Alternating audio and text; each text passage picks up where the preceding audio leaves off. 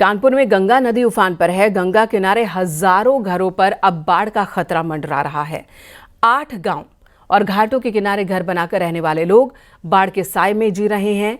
चैनपुरवा गांव में गंगा नदी के किनारे कटान शुरू हो चुका है, जिससे गांव वाले दहशत में हैं।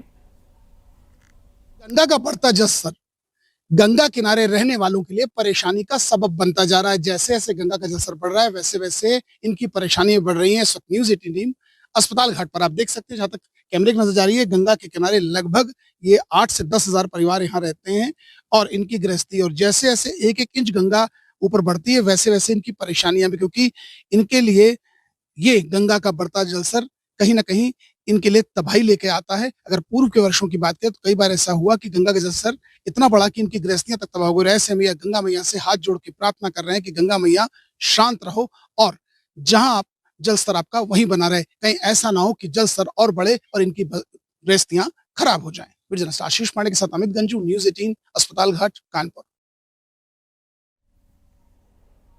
वाराणसी में गंगा का जलस्तर लगातार बढ़ रहा है। गंगा का जलस्तर बढ़ने से नमो घाट पूरी तरह से जलमग्न हो चुका है। नमो घाट पर लोगों के जाने पर रोक लगा दी गई है। बढ़ते जलस्तर को देखते हुए वाराणसी में आरती स्थल भी बदला गया है।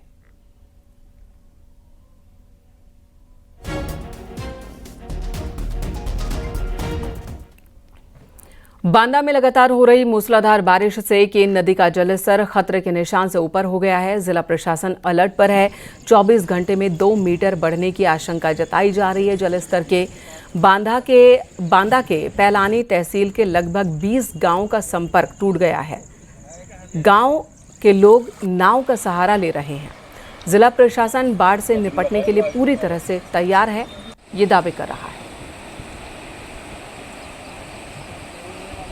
शाम तक जो एमपी साइड में भारी बारिश हुई, उसके कारण से कल से ही हम लोगों को सूचना थी कि आज सुबह तक खतरे के निशान से ऊपर हो जाएगी केन नदी। तो अभी 104 मीटर जो खतरे का निशान है उसके ऊपर चल रही है और जो पूर्वानुमान है कि 106 मीटर तक जाने की संभावना है। 106 मीटर तक हमारा कोई बस्ती प्रभावित नहीं होती पूरे ज़िले की, केवल कुछ रपटे हैं, जैसे सिंधन कला का तुर्री नाला है, पड़ोहरा है,